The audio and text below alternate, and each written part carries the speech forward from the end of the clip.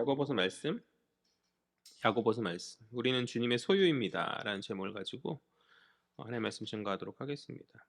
이 야고보서만큼 평이 갈리는 성경이 있을까도 싶은데 5장밖에 안 되는 짧은 분량에도 불구하고 여러 목회적 다양한 주제를 다루는 측면에서 누군가는 이 야고보서를 신약의 잠언이다라고 이제 말하면서 긍정하였고, 또 반면에 이 서신서를 이 야고보서를 지푸라기 서신이다라고 폄하했던 그런 루터의 말에서 누군가에게는 이 신약 이 야고보서가 신약의 잠언인 성경인 반면에 누군가에게는 지푸라기 성경이 되는 놀라운 평가의 차이가 있음을 살필 수 있는 것이죠.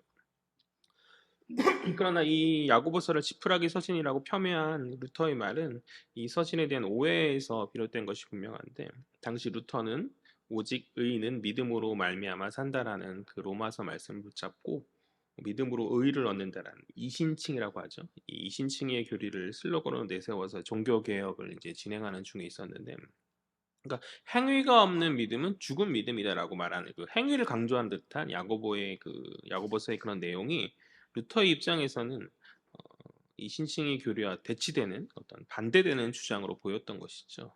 또 오늘날 많은 신자들 역시 이 부분에 관해서 루터와 마찬가지로 이렇게 오해하는 경향들이 있는데, 그러나 이 서신이 이신칭의 교리를 말하는 로마서와 상충되는 그런 서신은 아니거든요. 단지 이제 강조점의 차이이고 또 진리에 대한 각기 다른 부분을 이야기한 거거든요.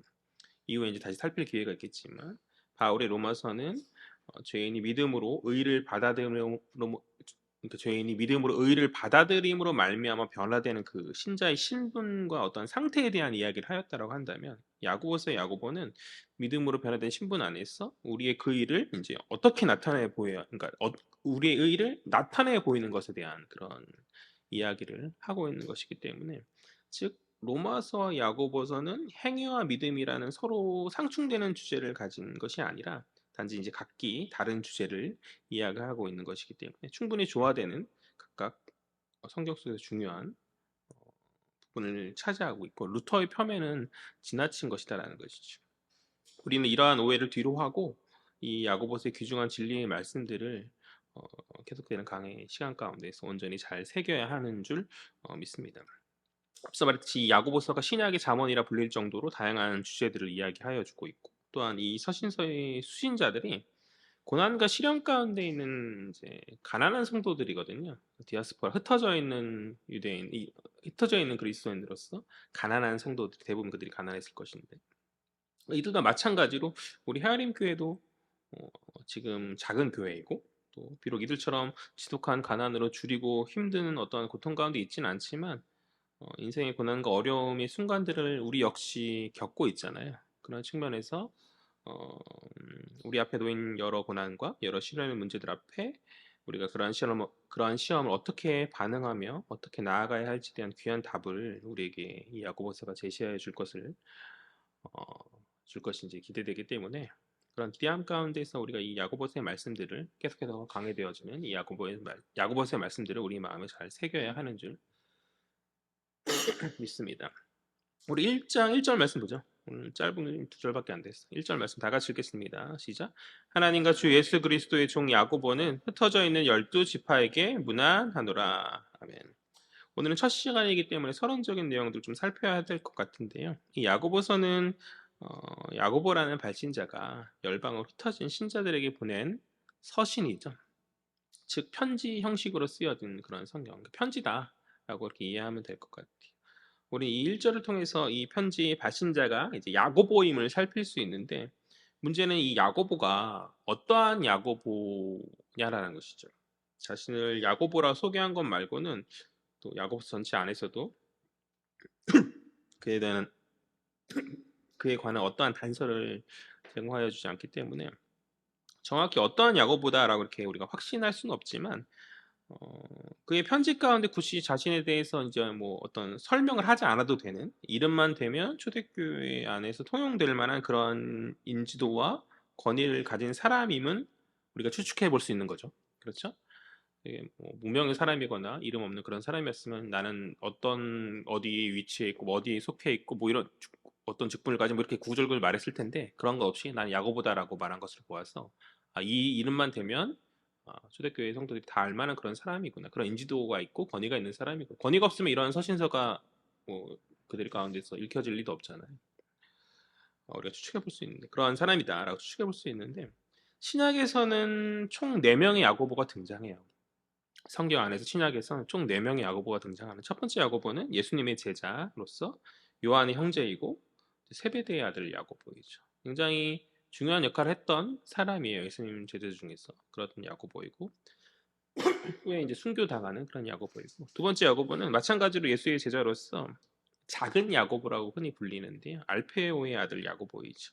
세베대의 아들 야고보에 비해서 분량도 거의 없고 좀 거의 이름만 나오는 예수님의 제자임에도 불구하고 성경 안에서 특별한 기록이 많이 언급되지 않아요. 그래서 이제 작은 야고보다라고 흔히 얘기하는 그런 야고보예요. 세 번째 야고보는 누가복음 6장과 사도행전 1장에 굉장히 그냥 짧게 등장하는 유다의 아버지 야고보. 어떤 사람들이 유다의 형제 야고보다라고 하는데 어쨌든 간에 그냥 이름만 나오는 그런 거의 무명의 사람인 야고보가 또 있고 네 번째 야고보는 초대교회 이제 초대 예루살렘 교회의 그런 중추적 역할을 했던 예수님의 동생 야고보이죠. 예수께서는 많은 형제들이 있으셨거든요. 예수님의 동생인 야고보가 이제 네 번째 야고보이다. 이 네 명의 야고보 중에서 전통적으로 이제 마지막 사람 예수의 형제였던 야고보가 이 야고보서의 저자로서 가장 유력하거든요.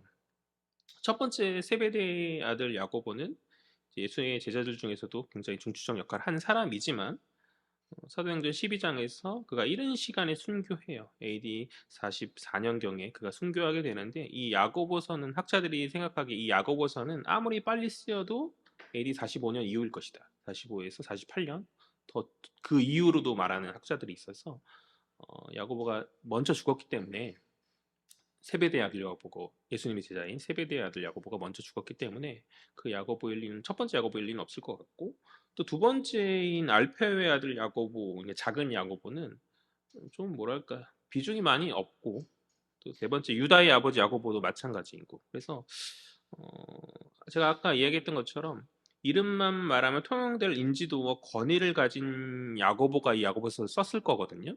그렇기 때문에 아닐 확률이 높다라는 것이죠. 그렇다면 이제 소급법으로 네 번째 남은 이제 예수의 형제인 야고보가 이 야고보서를 썼을 확률이 높은 거죠. 이 예수의 형제 야고보는 초대교회에서 가장 중요한 역할을 하던 사람이었어요. 초대교회 당시에 제일 처음 교회가 어디 세워졌을까요? 예수님이 어디 출신이셔요?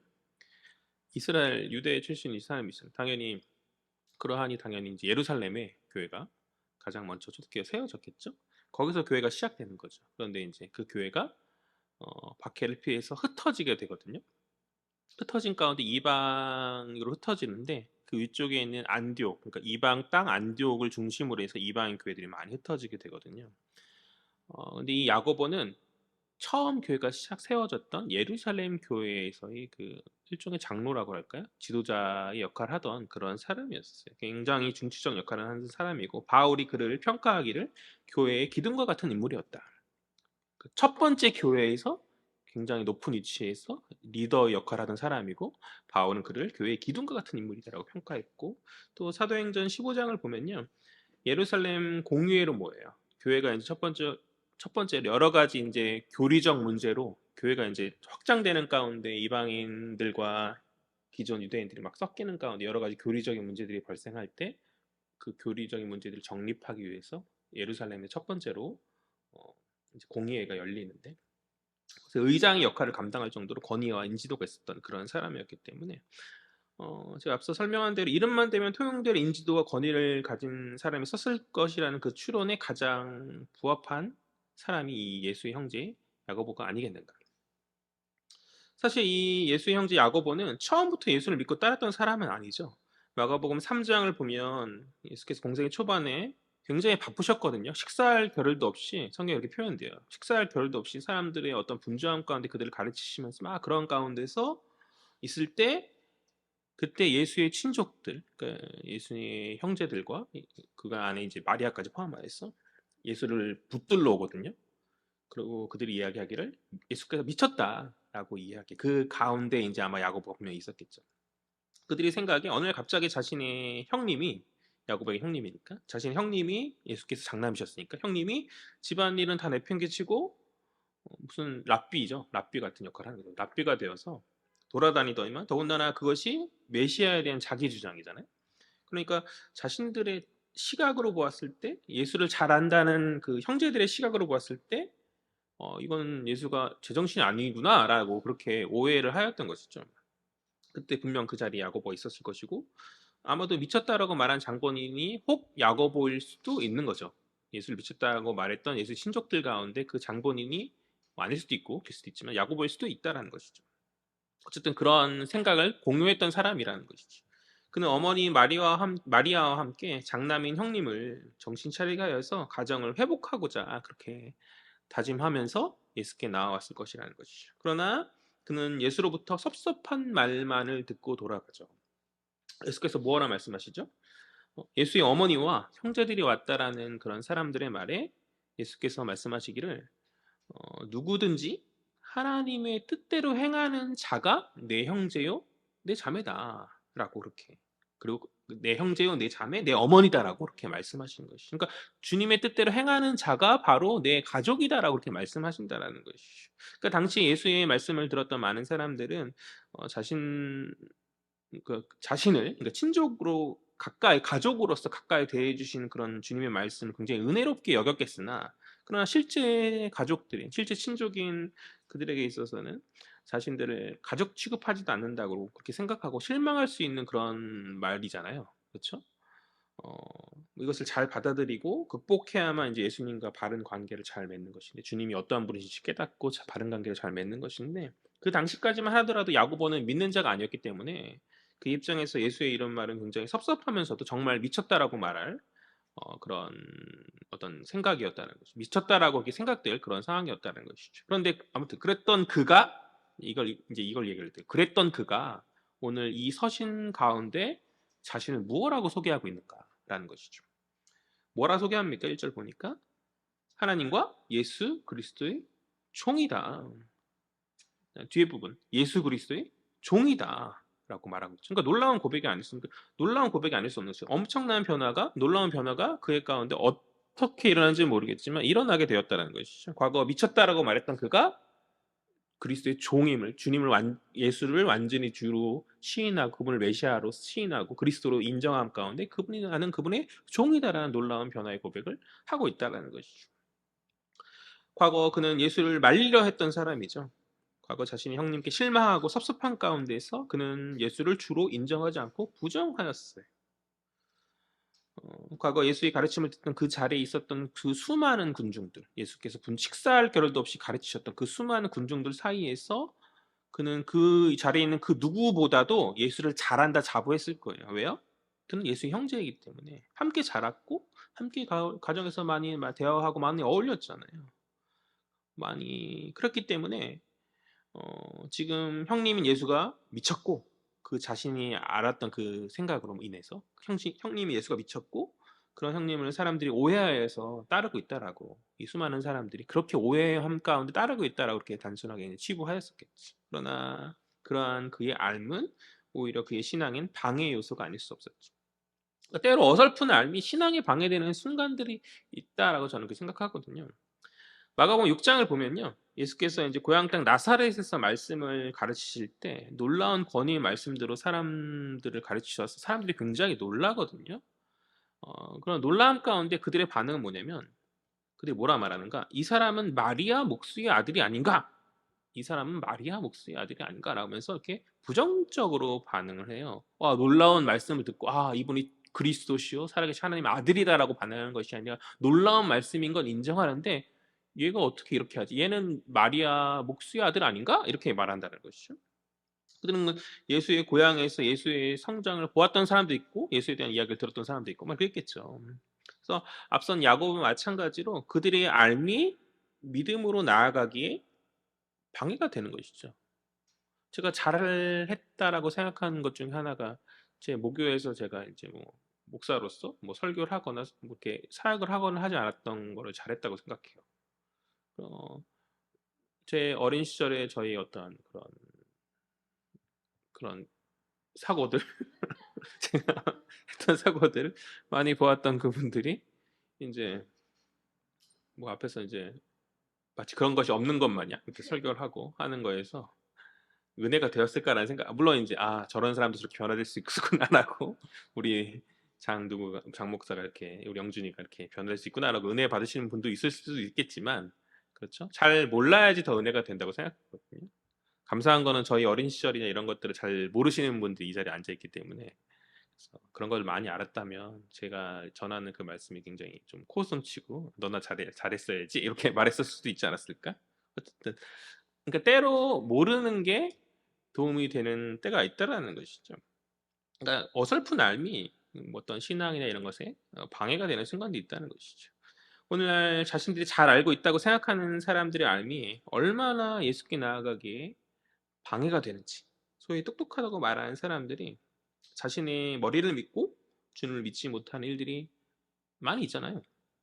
우리의 주변에 많은 사람들 복음을 권하여 볼 때 나름의 논리와 나름의 생각들로 그것을 거부하는 것이죠. 그러니까 그 알미 일종의 선입견이 되어서 예수와 어떤 진정으로 인격적인 신앙의 관계를 시작하는 것에 방해가 되기도 한다는 것이죠. 그러니까 목회 사역을 하면서 이제 목회 사역 가운데 이제 경험한 가운데 이러한 사람을 신앙의 길로 설득하는 자기도 굉장히 어려운 것 같아요. 그러니까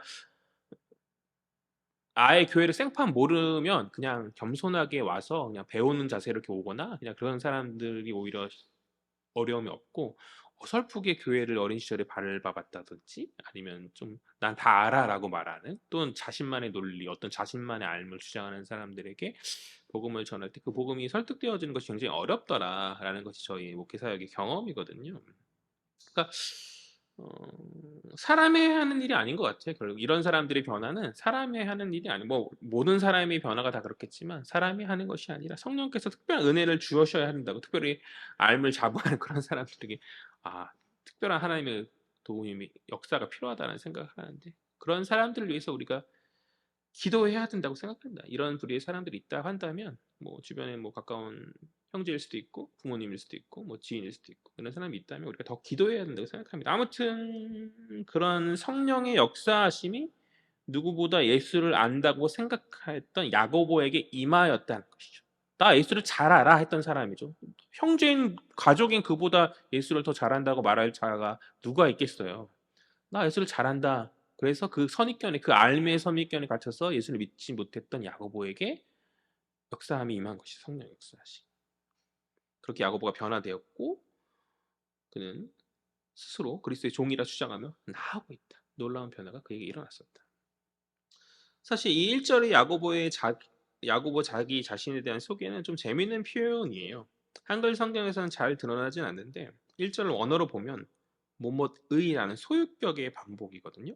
뭐뭇이라는 소유격의 반복. 그러니까 직역하면 뭐냐면 야고보라고 먼저 시작해요.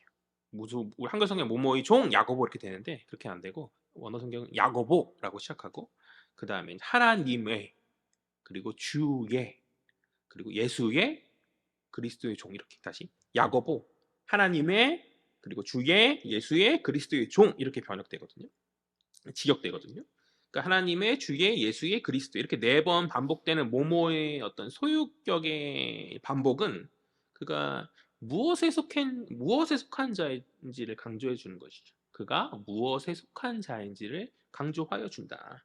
그는 하나님과 주님과 그러니까 주님이신 예수 그리스도에 속한 자다라고 이 소유격 반복을 통해서 굉장히 특별하게 강조해서 드러내주고 있다는 것이죠. 오늘 이 야고보는 자신을 예수의 형제라 자랑하지 않아요. 이 야고보서의 저자에 대해서 많은 논쟁이 있거든요. 그러니까 4가지를 살펴봤잖아요. 아까 전에. 애초에 그냥 예수 형제 야고보다 했으면 끝날 문제인데 그렇게 말하지 않죠. 자기를 예수 형제 야고보다라고 어떤 혈통적인 예수의 어떤 형제인 것을 자랑하지 않는다는 거죠. 초대교회에서 예수의 형제라는 것이 얼마나 큰 자랑이겠어요? 그렇지 않겠어요? 그리스도를 기독교, 하나님을 예수를 섬기는 어떤 종교에서 그리스도의 형제다. 굉장한 자부심이고 자랑이겠죠.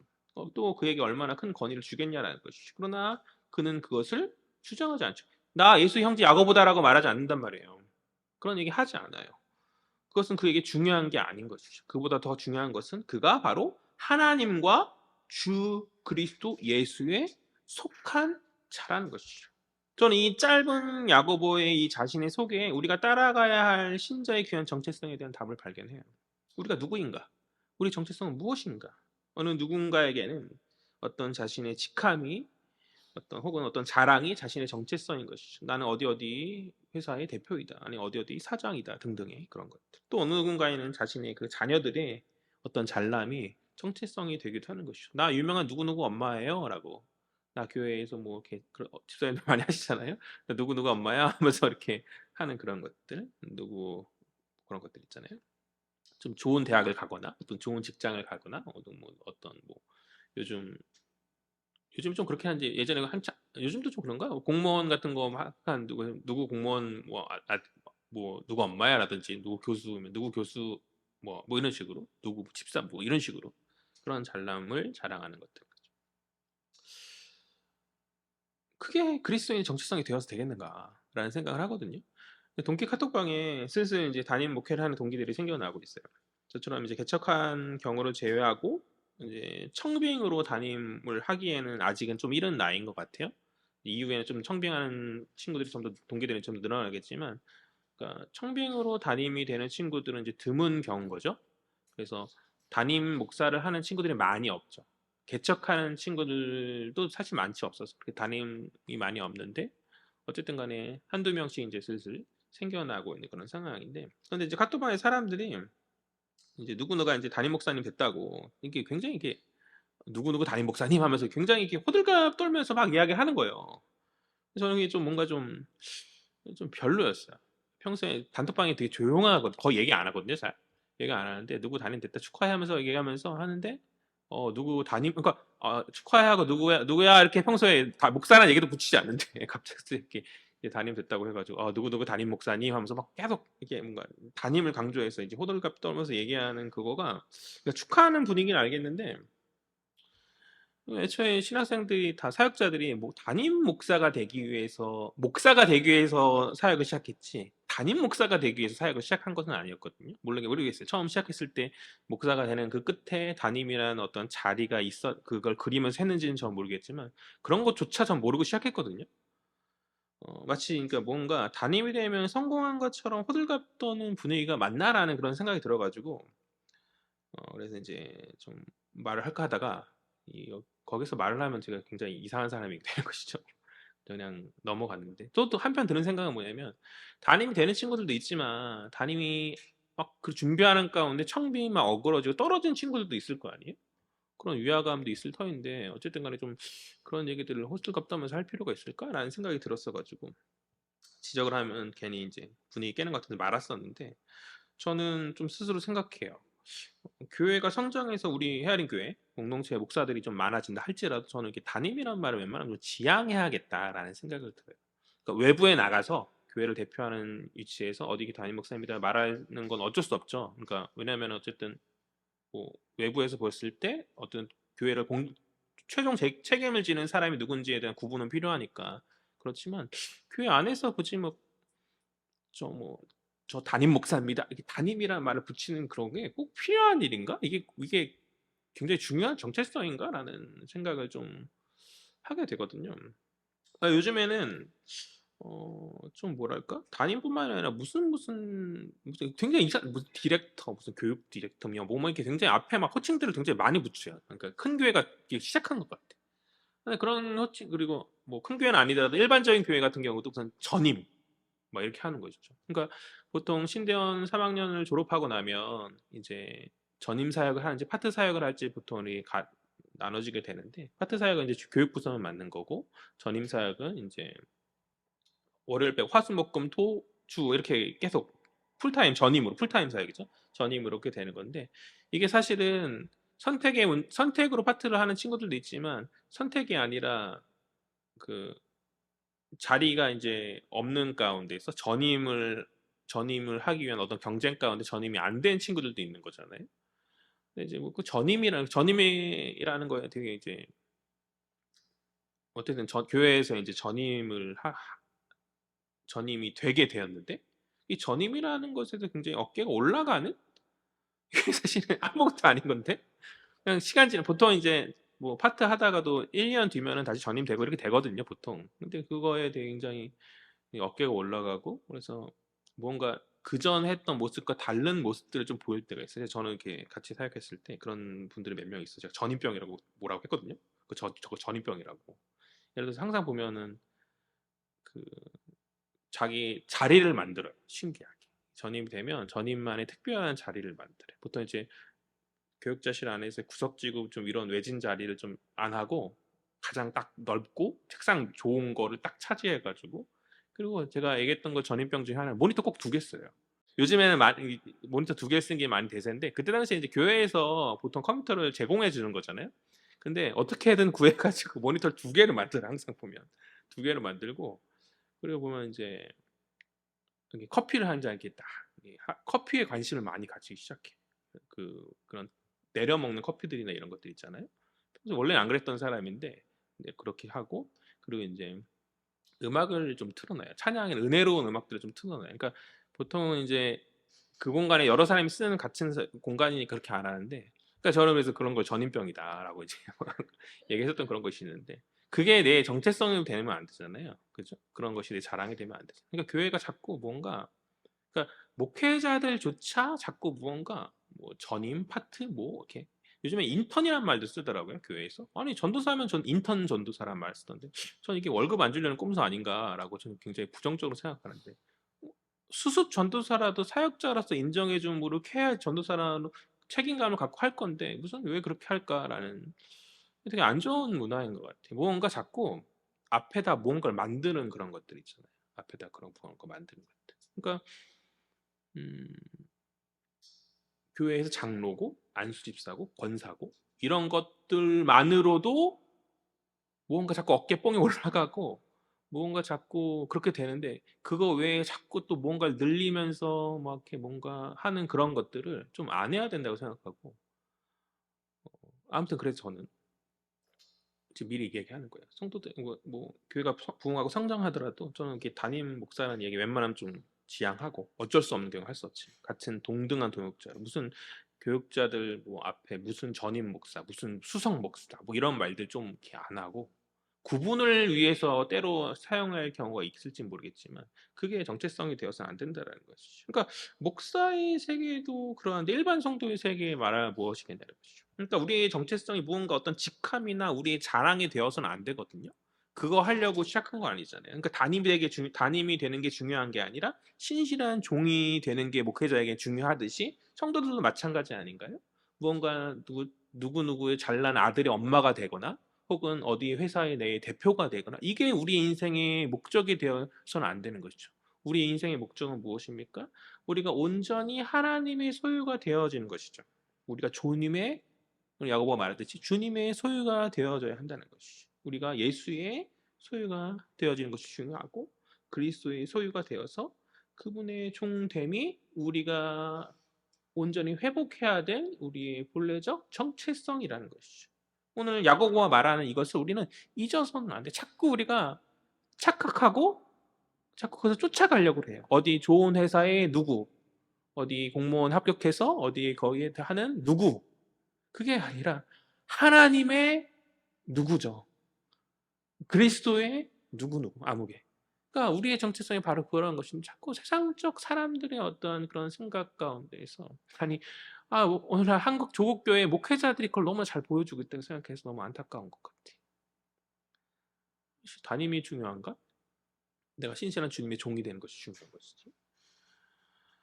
오늘 야고보가 예수의 형제라는 그 자신의 혈통을 자랑하지 않았듯이 우리 역시 우리 인생에서 얻게 될 수많은 자랑이 우리의 정체성이 되어서는 안 된다는 것이 아무리 어렵고 힘든 사람이라 할지라도 한 가지쯤 자랑할 게 있거든요.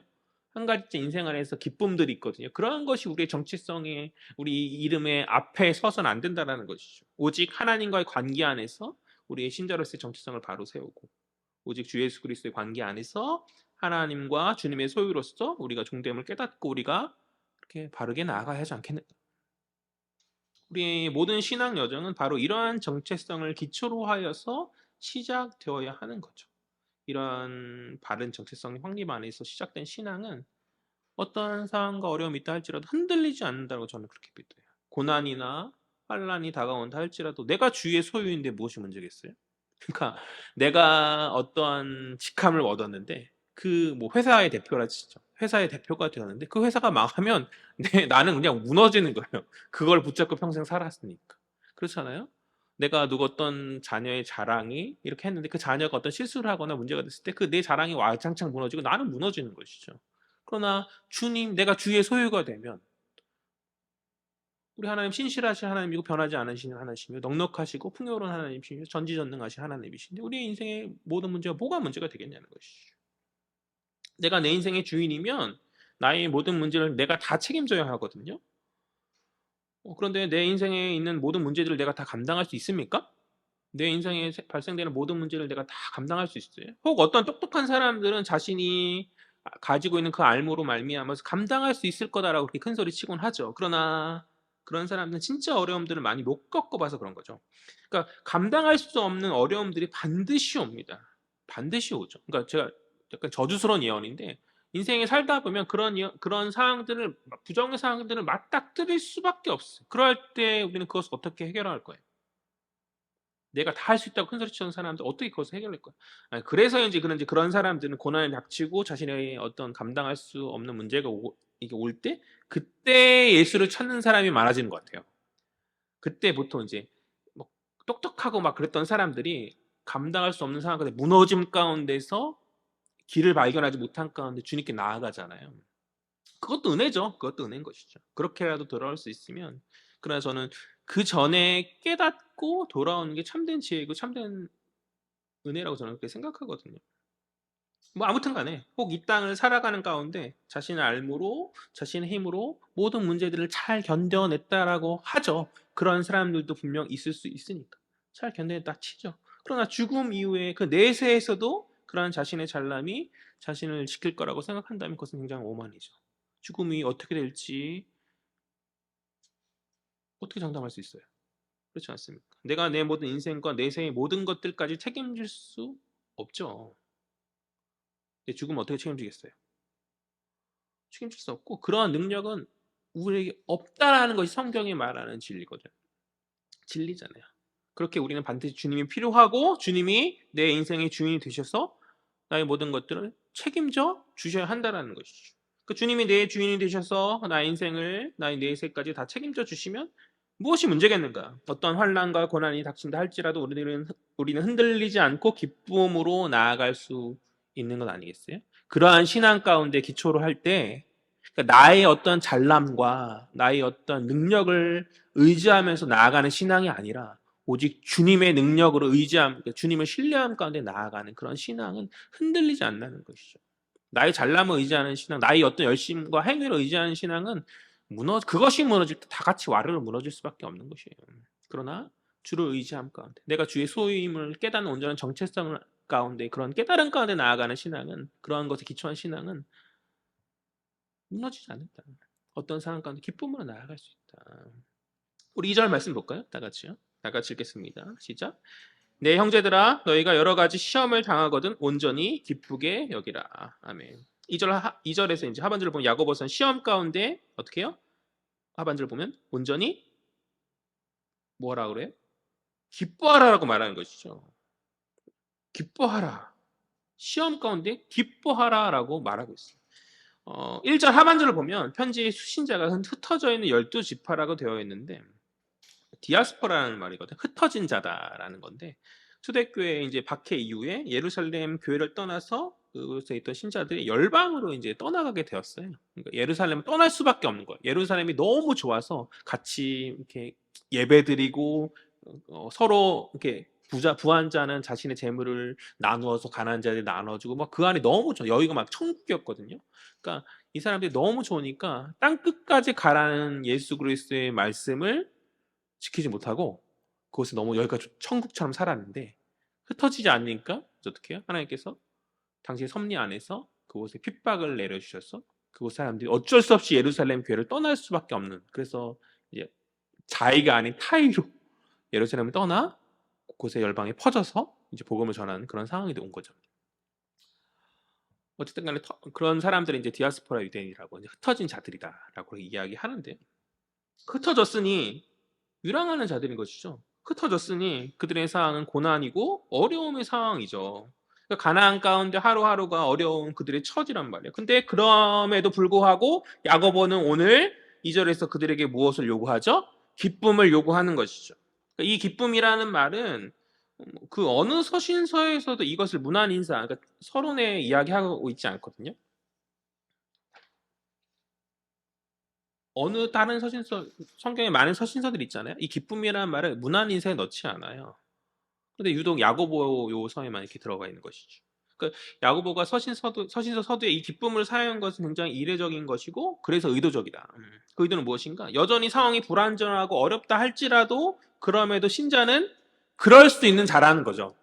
상황과 환경에 상관없이 너희는 기뻐할 수 있는 자라는 것이죠. 왜요? 우리의 정체성이 무엇인지를 분명히 아는 자들이기 때문에. 그 상황과 환경에 상관없이 우리는 주의 것입니다. 주의 것인 우리를 주님이 책임져 주시는데 무엇이 문제겠어요? 그 믿음 안에서 우리는 기뻐할 수 있다라는 것이죠. 근데 여전히 어려운 문제가 우리 인생 가운데 올 거예요. 예수 믿지만 교회 와서 예배드리고 있지만 우리 인생에 이제 한 주간 돌아가서 맞닥뜨릴 우리의 어려운 문제들이 분명히 다가올 거라는 것이죠. 고난이 있고 해결될 문제들이 많다는 것이죠. 그럴 때 우리는 어떠한 반응으로 나아가는가?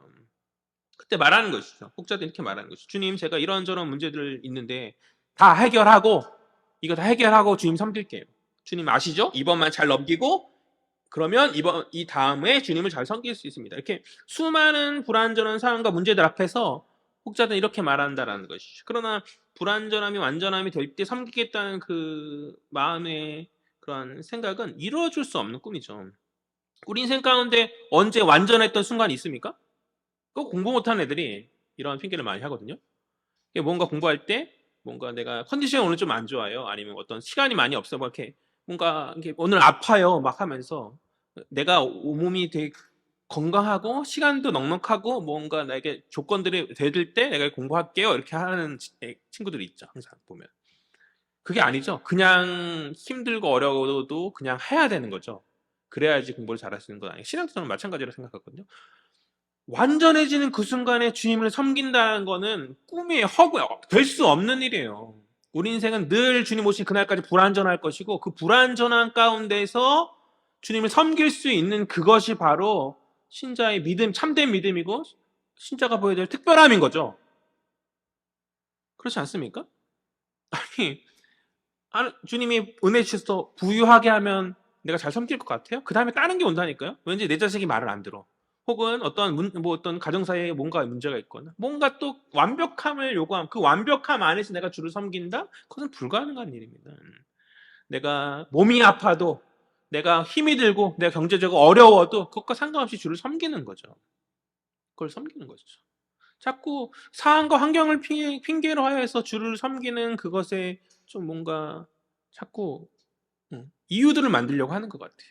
그것이 아니라 나의 완전한 것 상관없이 나의 모든 불완전한 상황 가운데 주께 우리는 나아갈 수 있는가. 뭐 물론 나중에라도 그렇게 하겠습니다라는 그 마음은 가득할 수 있으나 진정한 참된 신자는 모든 문제들을 다 내려놓고 주께 나아가는 자들. 그러니까 우리가 주의 소유인데 나의 불완전함이 무슨 상관이에요? 그냥 있는 모습 그대로 주님 그냥 나를 품어 주시는데 내가 주의 소유가 됐는데 뭐가 문제예요? 그냥 불완전하고 내가 너무 하나님 앞에 이렇게 말하는 신자들 있을 때 너무 죄스러워가지고 주님 앞에 너무 죄스러워서 차마 기도할 수가 없네요. 내가 조금 한 주간 좀 열심히 하나님 보시기 아름답게 살다가 멋지게 살다가 착하게 살다가 선하게 살다가 그때쯤 앞에 하나님 앞에 뭔가 할 수 있을 것 같아. 그냥 있는 그대로 나아오라고요. 그냥 있는 그대로. 그냥 있는 그대로 부르짖고 하나님 찾고 가까이 하고 뭔가 나의 어떤 신앙의 완전함이 주님께 나아가는 기독교는 그것을 이야기하지 않아요. 기독교는 무엇을 이야기합니까? 나의 어떤 부정함과 나의 어떤 부족함과 나의 어떤 수많은 죄와 어떤 그런 것에 상관없이 그리스도로 말미암아 주께 나아갈 수 있는 용납되는 종교 아닙니까? 그러니까 우리 행위가 아니라 우리 은혜로 주님 하나님께 나아가는 종교잖아요. 어떠한 완전함을 자꾸 초점을 맞추지 말고 있는 모습 그대로 있는 상황 그대로 주변의 어떤 상황들 소란스러운 것에 귀 기울이지 말고 하나님 바라보고 믿음 안에 나아가고 그리고 그분이 기뻐하신 그 모습으로 나아가야 하는데 그 모습이 뭐예요? 어떤 상황에 상관없이 기뻐하는 것이죠. 주로 말미암아 기뻐하는 것이죠. 내가 주의 소유되었던 그것만으로 기뻐하는 거죠. 하나님의 소유가 된 건 그리스도의 소유가 되어진 그것만으로 내가 주님의 종이다라는 그것만으로 기뻐하는 것이죠. 그것을 깨달을 수 있는 저와 여러분 되었으면 좋겠어요. 왜 인생이 낙이 없고 어려움 가운데만 있고 왜 그런 것 같습니까? 우리가 참된 신앙의 모습으로 아버지와의 바른 관계를 회복하지 못했기 때문에 자꾸 뭔가 매너리즘에 빠지고 뭔가 하는 것도 안 같고 무언가 그냥 의미 없이 살아가는 존재처럼 되어버린 것 같아요. 많은 신앙인들이 많이 그러고 있는 것 같아요. 우리는 다른 자들이잖아요. 우리는 돈 벌기 위해서 사는 기계들이 아니잖아요. 그죠? 좀 늦게 벌면 어때요? 좀 못 벌면 어때요? 그죠? 뭔가 하루하루 그냥 그러니까 물질의 노예가 되어서 회사의 노예가 되어서 시간의 노예가 되어서 자꾸 우리가 누구의 종인지를 찾고 있는 것 같아요. 세상의 종이 아니에요. 나의 탐욕의 종이 아닙니다. 우리는 그리스도의 종입니다. 아멘? 주의 종이 되었으면 좋겠어요. 그 본질을 자꾸 우리의 바른 정체성을 자꾸 잊어버리면 흔들리는 거죠. 모든 사람 흔들리고 뭐 그냥 조금만 어려워도 하나님 원망하고 그냥 조금만 해도 교회 떠난다 그러고 그러는 거죠. 우리는 그리스도의 종입니다. 하나님의 자녀입니다. 그런 깨달음 가운데 바른 정체성을 가지고 날마다 모든 삶에서 기뻐함으로 나아갈 수 있는 우리 헤아림 교회 되었으면 좋겠어요. 주님 당신의 소유된 우리 인생을 책임지시고 크신 은혜와 기쁨 가운데 채워 주십니다. 아멘. 그런 믿음으로 확신함으로 한 주간 기쁨의 얼굴로 다음 주에 보자고요. 쭉 늘어가지고 고개 숙이면서 오는 게 아니라 기쁨 가운데 웃으면서 매주 돌아왔을 때 한 주간 승리하고 돌아왔구나라는 그런 기쁨들을 나눌 수 있는 저와 여러분 되었으면 좋겠어요. 기도하겠습니다. 사랑근이 주님 참으로 감사합니다.